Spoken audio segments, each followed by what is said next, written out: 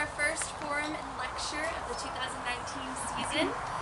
The 2019 lecture series will focus on adventures, stories, and experiences that we can all have in the sawtooths. Tonight's presenter is Bob Beckwith, a man who floated from right here in Stanley all the way to the Pacific Ocean. The idea for this trip came from all of his years guiding on the river and having fireside chats. It was a journey of discoveries, self, science, friends, and more. Please welcome Bob Beckwith with his tale of his journey from the Salmon Headwaters to the Pacific Ocean. Thank you. Wow, is it working? It's great to be with everybody this afternoon for sure. And so many familiar faces out there. I feel like I'm just at home. So maybe I am. That's where I'm at. This trip really started quite a while ago. I mean, it didn't just happen just yesterday.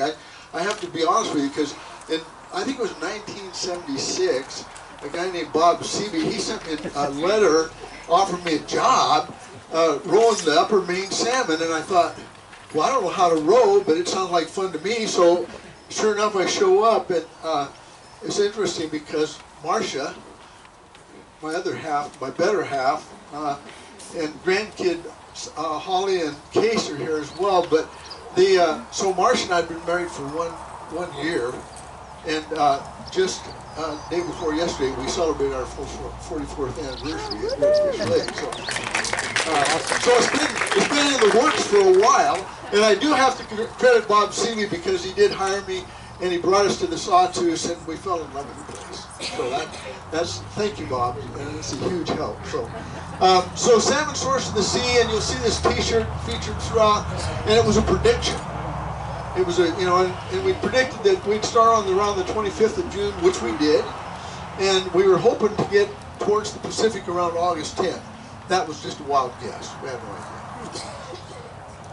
Okay, so here's my clicker. How's that working, Sarah? It's not working. It did? It happened last year? Yeah. It's happening again now. Oh, there it is. Oh, we got to click the arrow. Okay. High-tech device here. So, when I first started this whole notion about talking about the event, I'm trying to connect.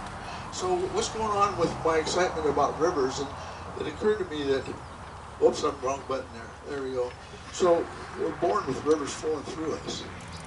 It fascinated me that was the case. And we're born with rivers. We got all these blood vessels taking blood, nourishment throughout our bodies, and they are right now. And so I think that's the connection. No wonder we like rivers, because we got them. There's our souls. And we went to over 9,000 feet to the Headwaters. That's where we started, and a group of us went up there. And anybody here can do that. You just go up to the Salmon River Road, and you go to the end of the road, and you hike up to the top of the hill, and you can get to this view right there. And you lose over 7,000 feet by the time you get to the confluence.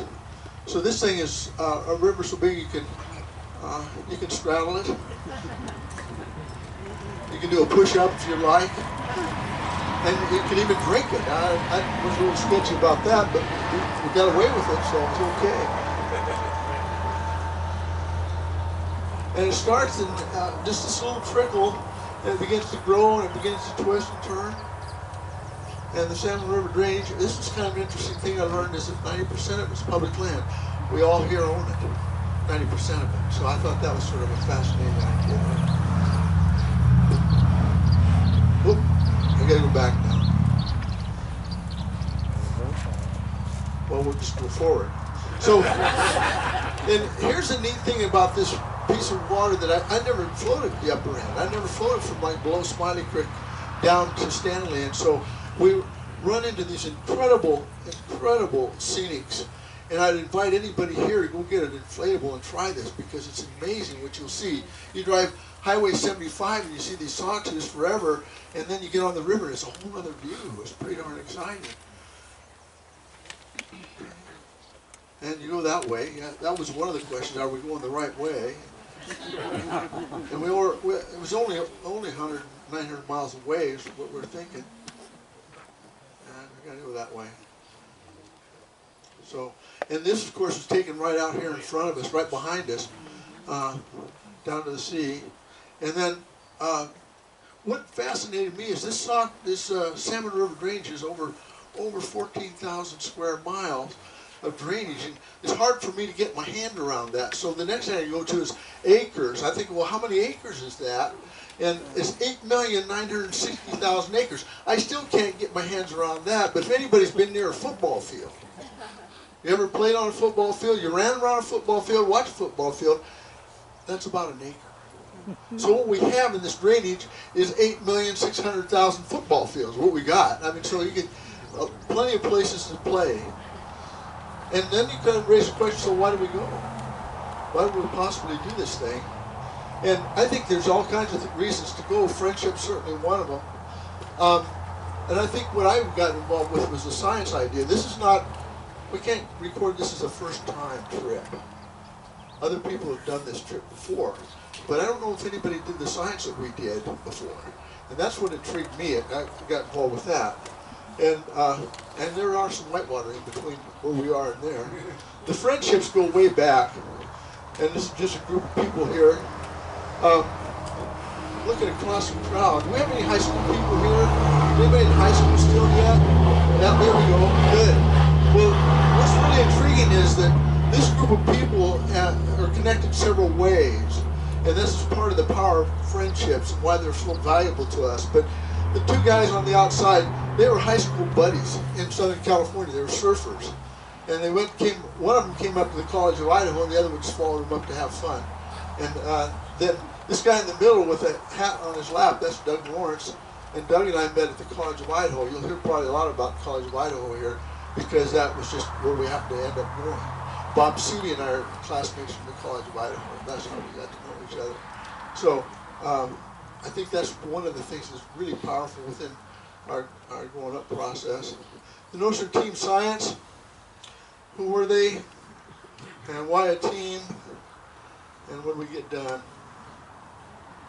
So here they are. And most of these people were College of Idaho students, except for guys like the guy holding the GPS. That's Case. He's over there. He was age 13 at the time, middle schooler. And Melissa was a senior. She just graduated. Caitlin in the green shirt, she had already graduated when we did the trip. This guy here is Dr. Chris Walzer, and we have to thank him because he's the guy that kind of put it all together. He recruited students from the College of Idaho. He's the guy that brought us some of the science things we should try to work on, the eDNA things. And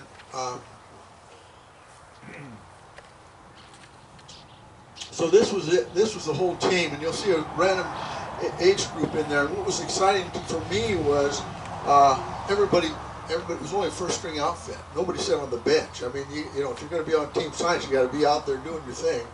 And so, and look at the face range there. So we had young to old to well, maybe not old, but and so that was a lot of fun. What they do here's eDNA. If you haven't heard about eDNA, let me introduce it to you today, because eDNA is really fascinating, and we didn't hear about it. Dr.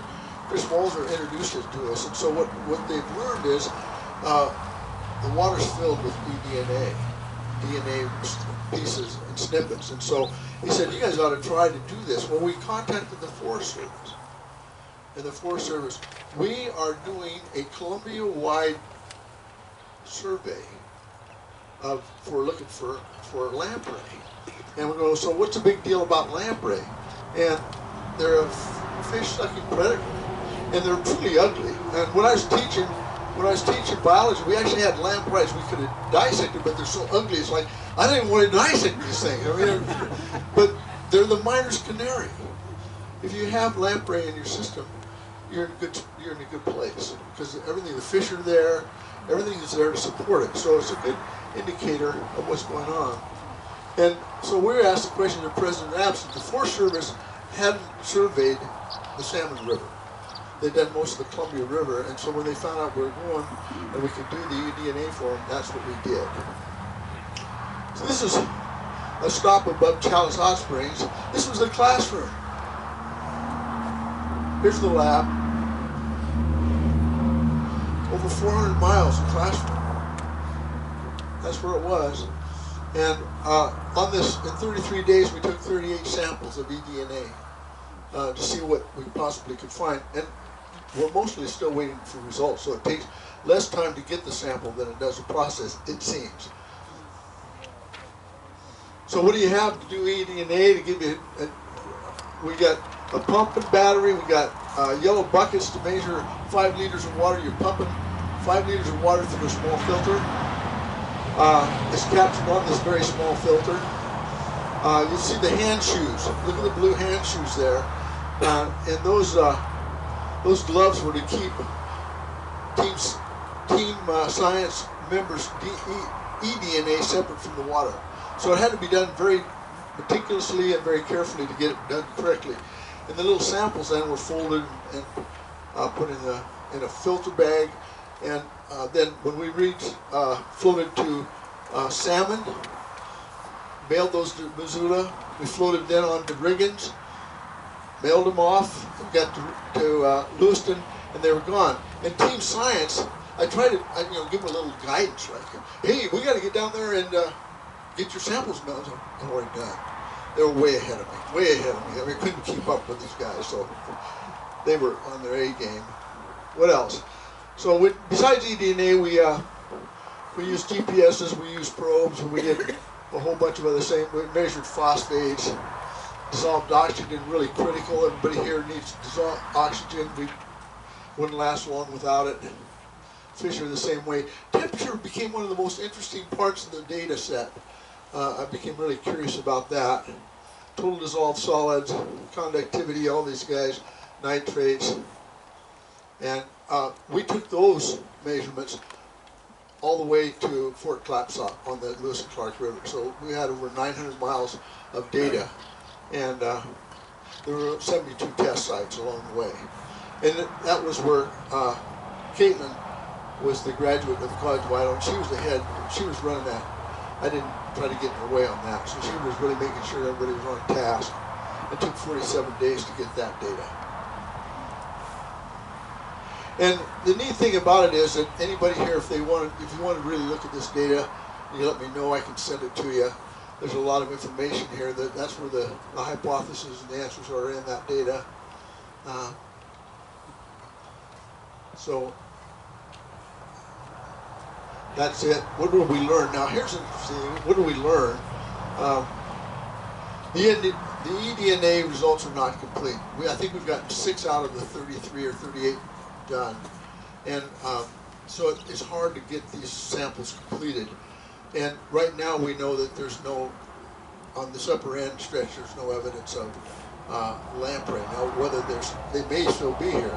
I talked to Earl Skeen, who was a science teacher in Chalice, about lamprey and what we were doing, and he says, Bob, I found them. He said, I did kick screens with them, and our students picked those.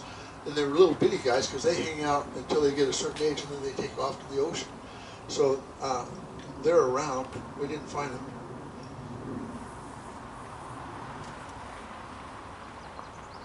The temperature was really intriguing to me, and it was you can look at the graph and you can see, and all of a sudden it dips right where the arrow is. Well, that dip is at the Clearwater River, and so we left Lewiston, and we were kind of dressed like I am today, and Case, he was with me, he was over there, and we make the corner to go up because one of the test sites that Caitlin had identified was up the Clearwater River. So we drove up the Clearwater. All of a sudden it immediately got cold. I mean, it really got chilly. It's like, whoa. I mean, and then the longer you further you went, it got colder and colder. Well, I'm starting to scramble. So where's my fleece? I need my fleece. Well, I'm looking around. I can't find my fleece. Well, Casey's got it on. I mean, you can see a picture. He's got a hoodie up. I said, give me my fleece. I'm cold over here. It dropped 11 degrees. So we recorded that anomaly and went on down the river. Left it at that. I come home and I have friends who are fishery guys, and we go to lunch every once in a while, and I tell them this story, and they said, oh, that's the Nez Perce fault. I said, what do you mean it's the Nez Perce fault? What's the deal? They said, well, they were doing fish studies, and those fish would come up to the confluence of the Snake and the Clearwater, and they wouldn't make the corner. It was too hot. The water was too hot. So the news person said, hey, why don't we take some of that cold water at the bottom of the Dvorak Reservoir and put it into the river? They did that. Changed the degrees 11 degrees. And it changed the air temperature. And he said the fish just come roaring around the corner.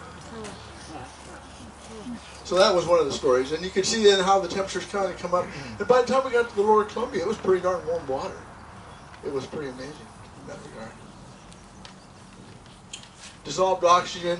Had plenty of dissolved oxygen. It was interesting because on the Lewis and Clark River, where one of the warmest temperatures right in front of Fort Clatsop, we had the least amount of dissolved oxygen. So temperature goes up, dissolved oxygen goes down. That was kind of what we were learning. And there was phosphates and nitrates. Some friends were worried and said, well, what happens between here and say Riggins, or from, and are those phosphates from ranches and from other agricultural uses? Is it peaking out? And the answer doesn't seem to be, it's not, we don't have evidence of that, at least from our studies. So it's kind of an interesting stuff. And turbidity is how clear or cloudy the water is, and the turbidity had one spike in it. I was looking at the water floating on the main salmon. They're so blessed. What a crystal clear water. And of course, if anybody's been on the Middle Fork, you go, it's clear here, but then you get on the Middle Fork and it's really clear. I mean, so it's fun to take a look at that.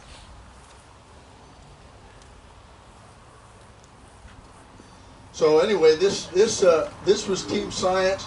That's where we learned, and this is part of the whole STEM event, you know, science, etc. And we rode rafts, and we paddled, and we did inflatables.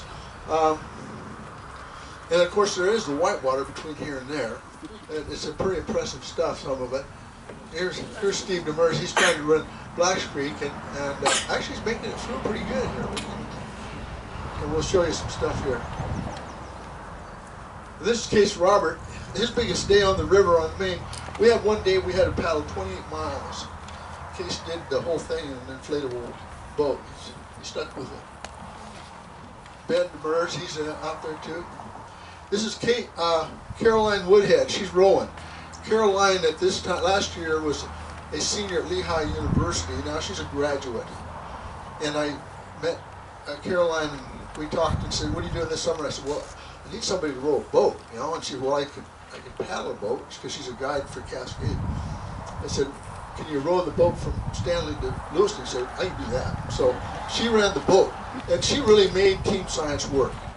That gal, I didn't even have to worry about it, because, and everybody else was to start with. You know, well, are they going to, you know, we got to make miles. You know, we got to get down the river. Is she going to be able to keep? Oh yeah, we're trying to keep up with her. Let's take a look. This is the whitewater celebration. This is Steve Demers' little clip. Let's see if this makes me work. This is Blacks Creek. You got to make it just right. Here it goes. Hang on.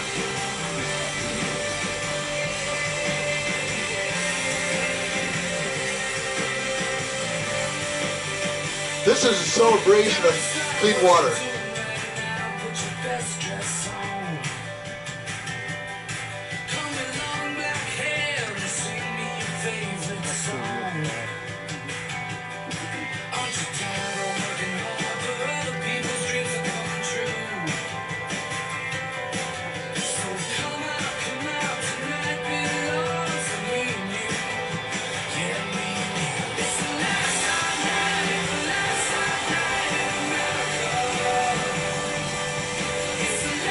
Yep, he's running just about right.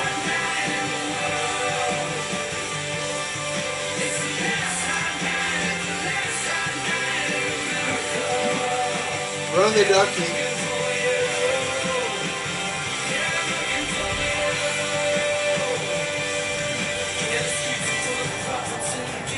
This is Big Duck on the main running mallard. You don't have much room to get it where you need to have it. There it goes.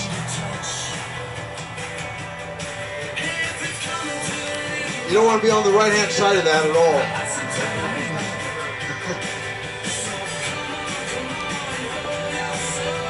This is team science at its best. They're pretty bright, you can see that.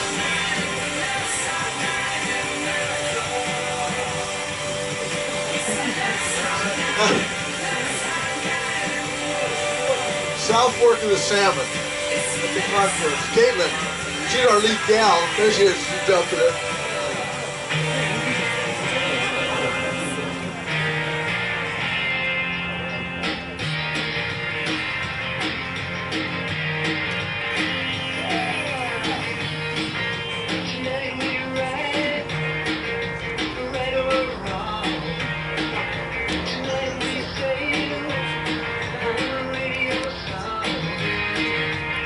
Jeff Hennessy.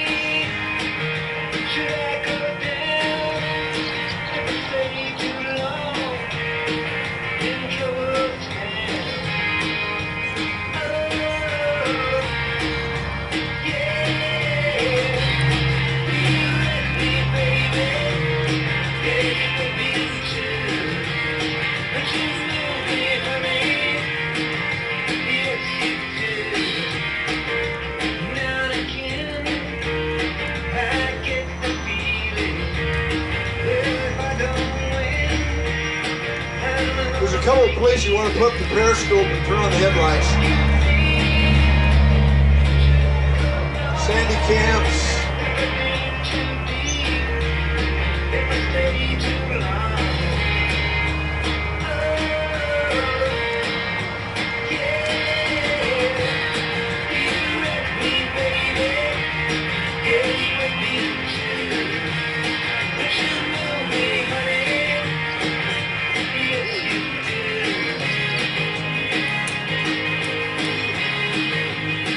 Mean salmon.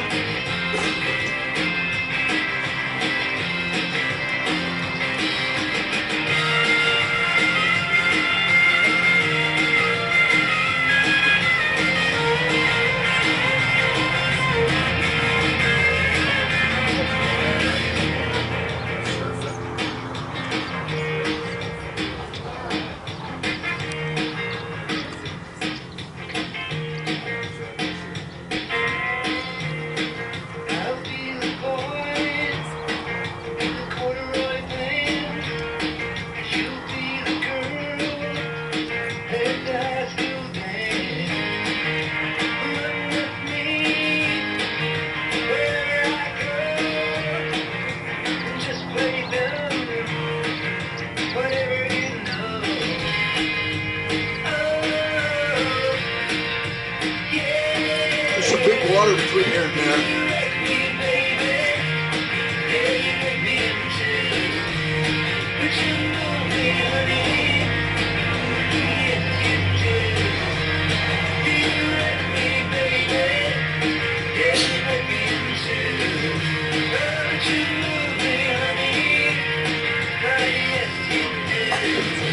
Trying to stay on the bows, it's part of the excitement. That's a big chunk of water through there.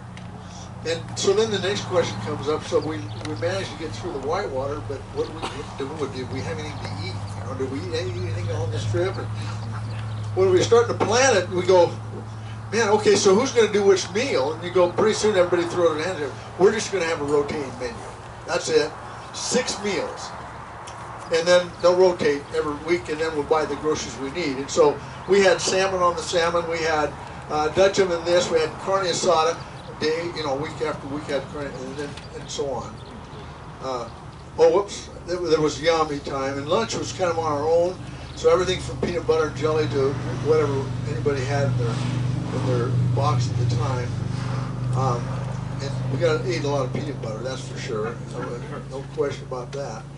And this was kind of interesting because part of the trick was trying to keep people healthy along the way, so everybody had these elaborate wash ideas that kept dishes clean, or at least we thought they were. And so we're coming down, we'd left Riggins, and we were trying to figure out, kind of watching where everybody's going. We're going into some white water, and I'd not rowed below Riggins, like Time Zone and the stuff below. It got our attention. I mean, these things were really kicking us, and so we'd been through this stuff, and like Caroline says, you know, man, I come into that, and my boat starts to stall, and the bells are going off, and I'm pushing for everything I got, and so luckily I kept it right side up, and I came into it, I'm going, which way do you go? We didn't even know that, so we're watching each other, and then we came down here. Well, one or two boats just dropped out. We lost them. And what happened to the boats? You know, so we pull over. We're waiting and waiting. Finally, Doug says, "Well, I better go back up and see what kind of boat wreck we got." So he goes up and he's walking along the highway because the road was right there. Pretty soon he comes in, pie. We're stopped for pie. Oh. There was a fruit stand that made homemade pie. So we got pecan pie, we got huckleberry pie, and of course so we got into fun of that. So, and what was delightful through this whole experience, these days with people, were just enjoying each other. Here's camp life. You know, where do you sleep? Well, you sleep wherever you want to sleep, and I think in the whole experience getting all the way down, I pitched a tent one night. And you'd think you'd pitch it for rain, but it wasn't. It was mosquitoes. I mean, they were out and they were hungry, and so we were dinner for them that night. So I just said, okay, we got to move into the tent. So that's dorm life. And of course, every day you got to pack up and unpack. We were talking earlier about fishing. I thought, well, look, we'll catch a fish a day. That ought to be doable. We got all this water under. Well, you're so busy trying to make river time and trying to get things packed up, put away, and on the water and off the water, that we didn't get that done. So we got to go back and do that, I guess. And of course, there was some fun, seriously. And these were the beaches, particularly, and it's interesting because up here on the upper end, you don't see beaches like this. It's too new. And so you go clear down river, down 300 or 400 miles, you start seeing these ginormous beaches. And you go, this is the reason we're coming, for those beaches. It was fun. So you just float away. That was a daily deal. We'd break camp and drift out. We're headed for the Pacific every day. We try to get our way a little closer. And so, salmon with the confluence of the Snake. How many people have been to the salmon with the confluence of the Snake? Raise your hand.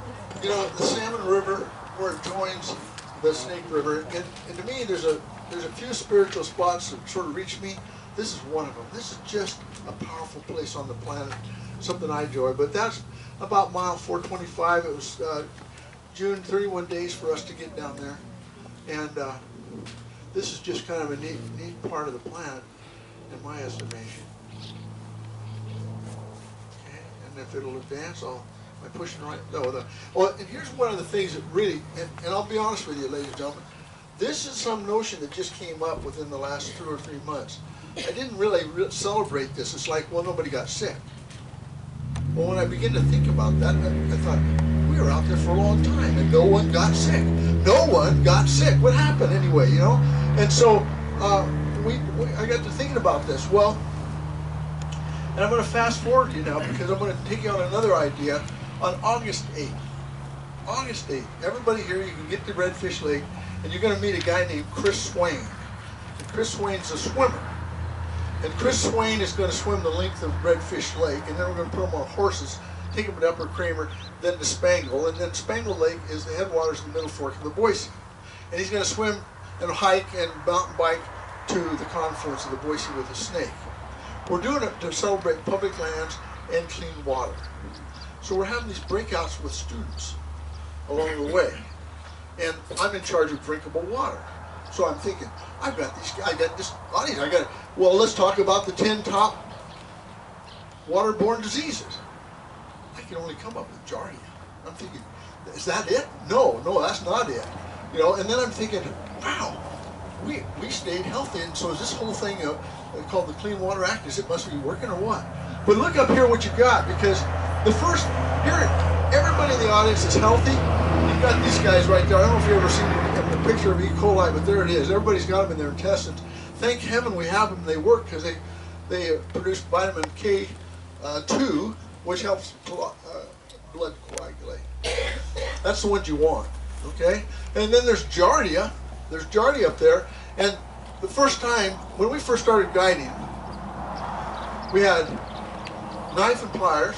That's what Bob Sevy said. What do I need, Bob? He said, bring a knife and a pliers. Okay, I did that. And you'll look at this boat over here that we just donated. That's one of Sevy's original rigs, and I just donated it. And you'll look at the oar locks, which are just nuts. And they've got this giant chunk of wire on there. And the pliers were, if if the wire came out, you had to have something to put it back in because you couldn't do it with bare hands. So that was the reason for it. And then the knife was, and we always wore these long knives because we were told to do that. What we learned is if you really sharpen them up really, really sharp, they're great for slicing tomatoes in camp. That worked out really good. So anyway, and then Joe Leonard, your good friend Joe Leonard, a lot of you know him. I think he was one of the first guys that got sick. But before Joe, you had a knife, a plier, and a cup. But we didn't have water filters. We didn't have Nalgene bottles. If you got thirsty, you just drank water. And then we found out that there's Jerry. Look at that little tree. That's what it looks like. And then in my circle of friends, my family, never has anyone died of cholera. No one's died of typhoid fever. We just never got it. And so I become kind of, and so we never got sick. So then I had to ask, so is it Clean Water Act? And I challenge you with that little notion this afternoon. You know, it's just something we started in 1972, and I think we're reaping the benefits of that. That's my hypothesis. So we come down to the mouth of the Salmon River. It's 48 miles down to Lewiston. For those who don't already know it, the big celebration for Idahoans and for the Salmon River, it's the longest river.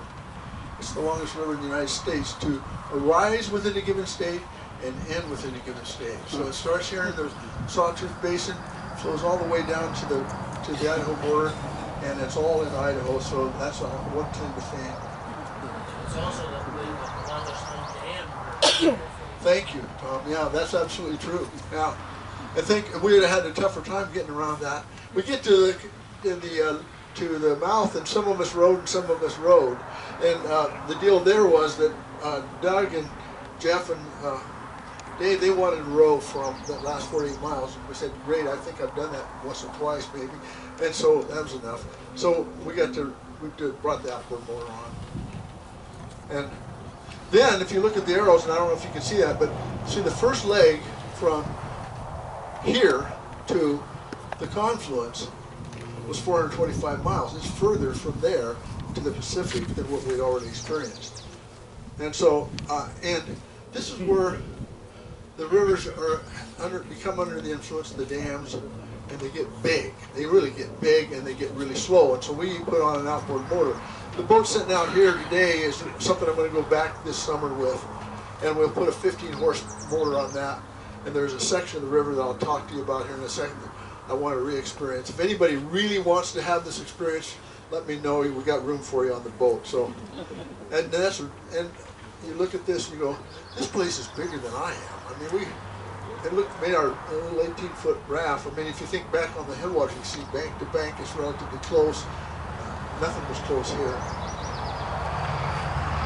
There were places that we came, and here's Casey's getting ready to, and you look down the river and you go, are we headed the right way? I'm not sure if we're here.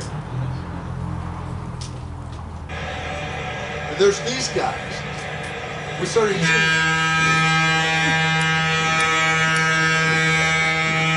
and they were bigger than we were, way bigger than we were. They're huge. I mean, you could take our whole raft, and one guy had a travel trailer on the back of his tugboat. And from there down, we had to start locking down. Once we left Lewiston, we had to deal with these 8 dams to come, and so we had to do that.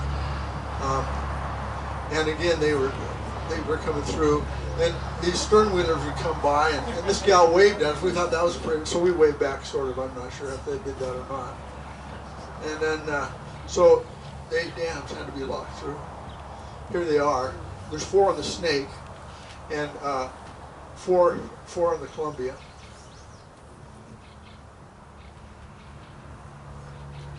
These are pictures of, I don't know if you can see them, but what impressed me immediately was these dams are huge. I mean, they go shore to shore and they're miles across the seams. I mean, they're just ginormous. And what was interesting is you'd have to find the lock.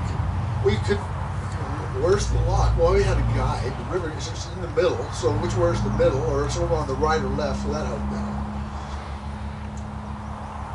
The first dam we went through was Lower Granite, and the trick we learned is you got to hit the lockdown time. So for private boats like we were, you can lock down like at 9:30 or 12:30 or 3:30, but we didn't quite understand that. So we arrived at 12:30 and tried to call for help to say, when can we lock down, and nobody answered the phone.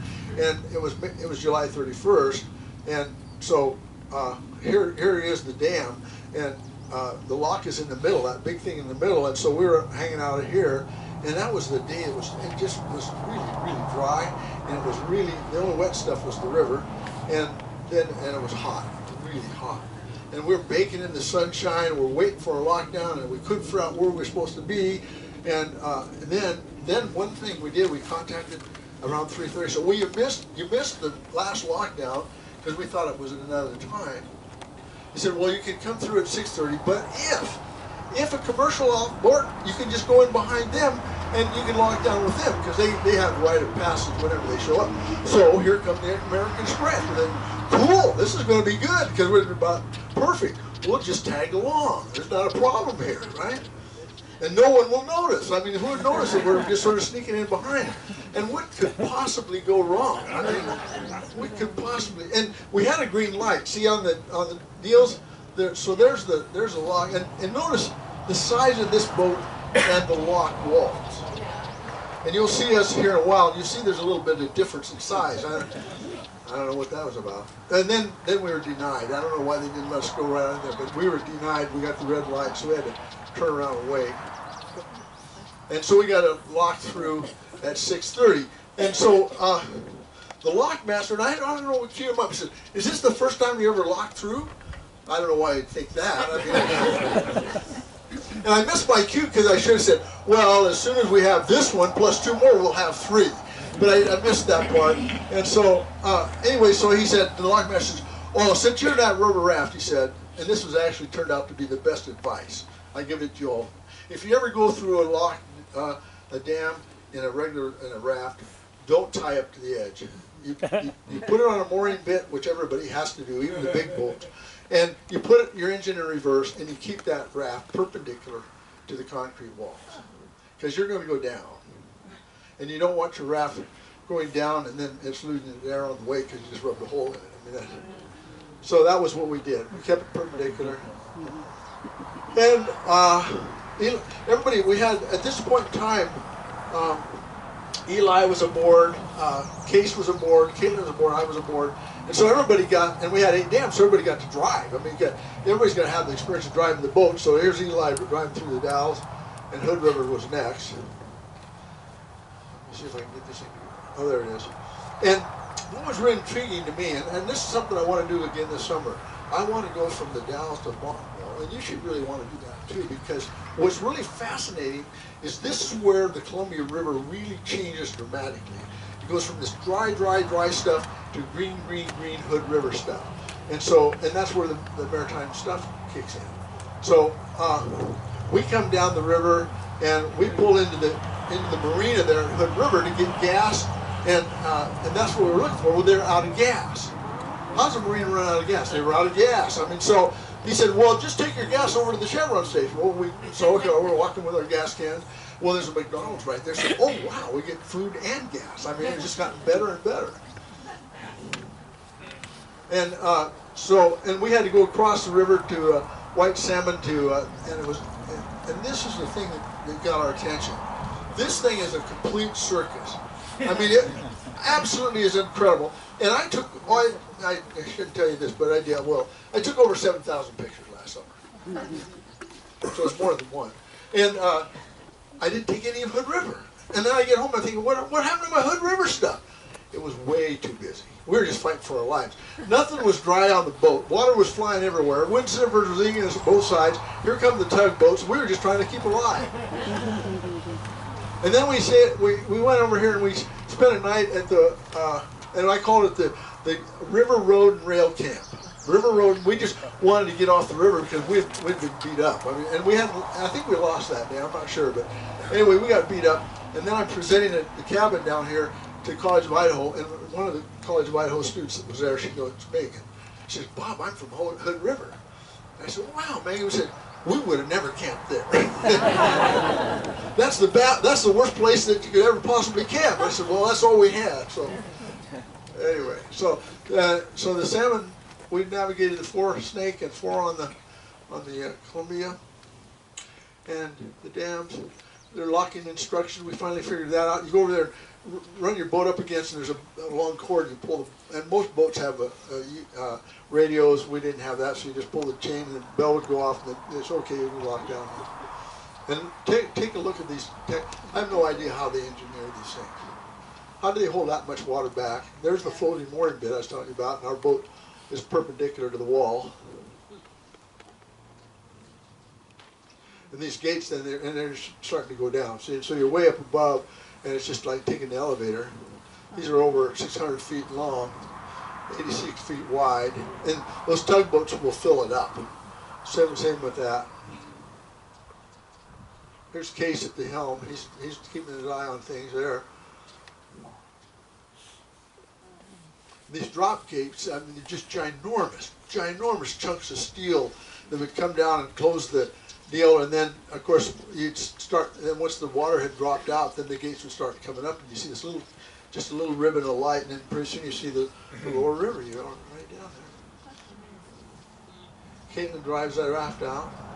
There's Case, I think he's on his second, so he's going down. You gotta pay attention. It's one of the simple things where your motor's running, you don't really want to mess it up, and those guys never messed it up, so it was pretty cool. And of course, when you go under these things, you know, I hope it doesn't slam shut right now. I mean, Case was saying the same thing. Let's just have to celebrate a little bit when you get done. It's like we made it. And we were traveling 7 miles an hour. That's the best we could do with our boats. I was hoping maybe 15 miles an hour. That wasn't going to happen. And so, but we didn't want to make 50 miles a day. Well, if you were going 15 miles an hour, it's not too bad. 7 miles an hour, it took some time. We were on August 7th, day 44, and then we're headed for the Dalles to Washougal. And I don't know if this is, oh there, okay, so here's the Washougal Marina. We were going to stop for gas. We had to pull in for gas because we'd gone through the dams, and you know, it's kind of a breath of fresh air, like, I think we're going to make it. We're going to make it. So we got through the last dam, and we had to get gas, and so we pull into the marina, and there's a guy and a gal there getting on a jet ski, and the guy says, "I'll bet you're hungry." Well, we hadn't eaten anything but dehydrated or mountain bars, whatever, for the last 3 days, so any food sounded really good. He said, "Well, you got to go to the Puffin Cafe." And we said, "Well, how far do you have to walk to the Puffin Cafe?" He said, "Oh, it's right around the dock." Perfect. I said, "All right." So we jumped in the boat, got our gas, jumped in the boat, drove the boat around, and there's the Puffin Cafe. It's literally less distance across the tent to the doorstep. So boy, here we're coming in. The 4 of us are together there. You can see our group picture. Dick Curtis, a good friend, drove from his family farm down to greet us, and he took the picture. So the gal, the waitress, Maitre D, whatever she was, greeted us at the door. She says, "Would you like inside or outside seat?" I said, "Oh, you want us outside." I mean, there's no question. No question about where you want us. I mean, there's no contest there. So Hell's Gate, which was back up in Lewiston, to Astoria was 9 days. This is Young's Point. This was a near disaster. And this big giant piece of water that's out there, that's the Lewis and Clark Refuge. And I didn't understand the Lewis and Clark Wildlife Refuge, but this is a huge, huge estuary. And my thinking sequence was that it's got to be really deep. I mean, the water that big, but it wasn't. It was quite shallow, honestly, like 10, 15 feet of water. And these young fish can come in there and hide and do all kinds of stuff. And we wanted to make it around Young's Point, and the waves started kicking up. What happens next? And maybe I better put it in. We went under Astoria's 4-mile-long bridge. We had to get that done. And what happened then? We got to Astoria. When these T-shirts were made, we predicted August 10th. That was in April or May of whatever year. We got there August 9th, the day before. You know? So we were kind of proud of that. I thought, yeah, there it is, the prediction route. So we arrived on August, so we're still bragging about it, you can tell that. So this is Pier 39 Astoria, and the Pacific is beyond. There's Caitlin and Case, and yeah. Nice beard, yeah. It was. I don't know why the color was there. I was a little confused about that, but and from the marina, then our last stop was going to be Fort Clapsop. That was our destination, and so to get there, you had to go across Young's Bay. If you look at a map, it's a pretty big chunk of water, and so Case was driving the boat, and I was taking pictures.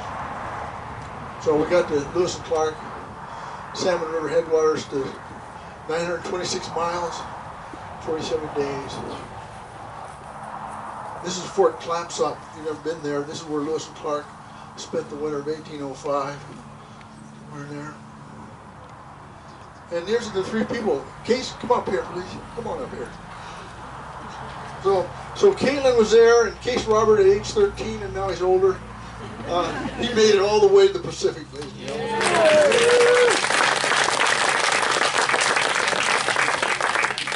And we didn't get the boat itself to the Pacific, but we got to the Pacific. And from Fort Clapsop straight across the spit, it's about 3.5 miles. And, so it's just big country. We're coming into above Astoria, and Case got out and he looked at the boat. He said, "We're losing air. We're losing air." Well, the waves had really been working our boat for a long time. And it got a little out of adjustment, and sure enough, a hole had driven in there. Now here's the question. So we've come over 900 miles, and we need to get to shore right now. We need to get to shore, and we got to get this boat fixed. What are the chances that a Coast Guard station is right there? What are the chances? So we just turned the boat to shore, and here was the Coast Guard. Well, we weren't invited, so pretty soon the Coast Guard arrived. What are you doing? I said, "We're fixing our boat, but thanks for the rescue." So this is just some parting shots. We were up before sunrise. We were out after sunset. And it was just a delightful time to be on the water. This is the cable bridge down there, Tri-City country. Afternoon. Ladies and gentlemen, that's a Salmon Source to see.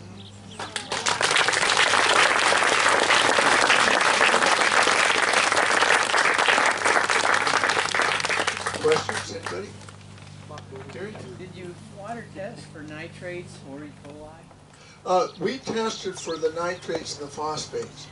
The E. coli, I really wanted to do that. And on this, I mentioned to you the Chris Swain swim, because we're going to do all 9 tests in this thing called the Water Quality Index. And the problem with it we had is you need a lab to help you with those E. coli samples, at least from our skill level, etc. We just didn't have it, so that's why we didn't do the E. coli. But on August 8th, we will have a team science on the lake, and we are going to take samples. And that sample has to be done by 10 o'clock on 8. And Gary, you're going to drive the boat, so he's going to escort these team science around the lake. We're going to gather samples, and they got to be on the road to Boise to be run, so we'll know what the E. coli count was in redfish on the 8th. That'll be part of it. Anyone else? Yeah. Is somebody putting together a white paper or research paper on the stuff you guys found? Not yet. Okay. Yeah, I hope that happens, and I think the data is all there. It really should be, and then your question about how accurate is the data and a lot of other things. But to me, it's baseline. It's like, this is what we know at this point in time, and some of it's pretty solid. Hey, you had a little spike in that graph picture, didn't you? Where was that? I don't remember I don't remember what it was. I don't know whether it was clear at the end there or one of the spots along. We tested rivers coming in to the Columbia, and we tested spots in the Salmon River itself. The 425 miles was always pretty darn clear. The biggest contrast on turbidity is the mouth of the Middle Fork and the main salmon. How many have been there? A lot of you, sure you have. Well, you come in there and you just go, wow, the Middle Fork is so much clearer, right? And then, but if you go and measure the clarity, even though it's cloudier, it's still pretty darn clear. Sure. Show pictures of boats going through rapids? Yes. Were any of them kayaks? Well, there were no, we didn't have hard-shelled kayaks, we just had inflatables. And that was just the nature of our group. Caroline Woodhead that I mentioned, she's a hard-shelled kayaker. And she'd rather rent her kayak, but we needed a person to row the boat. And she did an incredible job. You said that eDNA results are delayed. When do you expect to be getting more of that? We keep asking the same question you just asked. So, and I don't know, I thought, well, by the time I talk to you folks, we'd know. But we still don't know. So, we will get those. But we do know that the report has come in for at least 6 of them. And I'm excited to learn the rest. Yes? So where did you first find lampreys and you went down? You didn't find any up here? Yeah, well, and we haven't got the data back to see if we ever did find any lamprey along the whole. No, and all we surveyed for eDNA was the Salmon River. So that's fascinating. But and according to the guys like Earl Skeen, who had done a lot of collection through the Chalice students down there, he did find it. Yes. Who funded this whole process? That's my wife talking. Yeah, you're right. I mean, well, it's funny to think because it was such a camaraderie thing. I mean, everybody contributed in their own ways.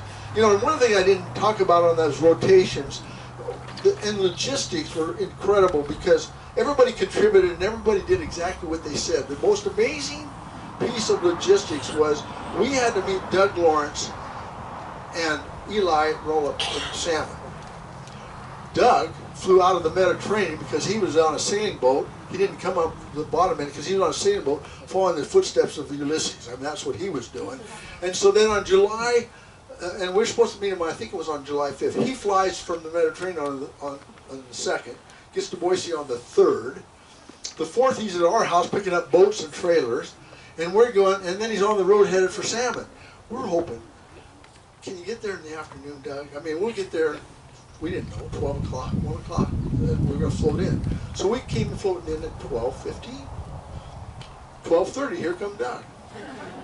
How could you do that? I mean, and the rotations, the other thing I was going to last one little thing is, our group, during the whole expedition, 3 of us made it to the Pacific, but our total people involved was over 33 people. And the numbers changed. From here to salmon was 10, and then it went to 11, and then at Corn Creek it went to 26, and then it dropped down to 13, and then up to 16, and then down to 3 or 4, and that's the way it went. Do you have a story about a taxi cab? Well,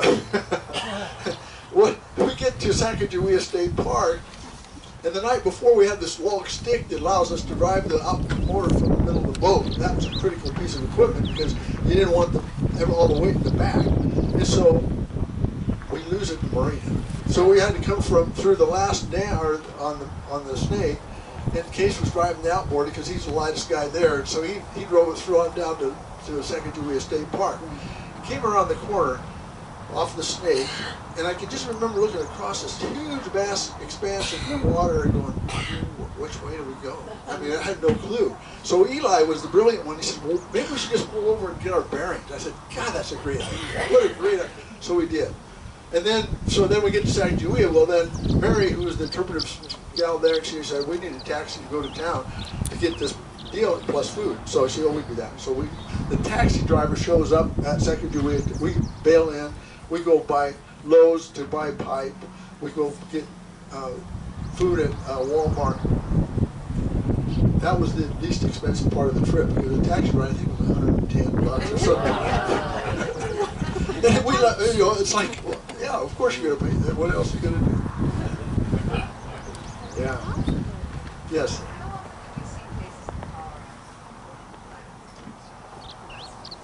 I don't know the answer to the question. I mean, that's just how I felt like, man, I am so spoiled. Does anybody know the answer to that? Does anybody? Well, the question is, how many cases of cholera do we have in Idaho a year? I haven't heard of it. Has anybody heard of any? I mean, cholera, typhoid. You know, if you go to the old pioneer cemeteries, like in Silver City, and the one thing that really caught my eye was I can still remember going through there and headstones of the whole family, the children, the mom, the dad, dying of cholera, and I think, what in the world happened here? And then we don't, and then I'm thinking, man, am I spoiled or what? And then I'm thinking, I love the team water. That's why I came out here. Anybody else? Thank you very much. You've been a great audience.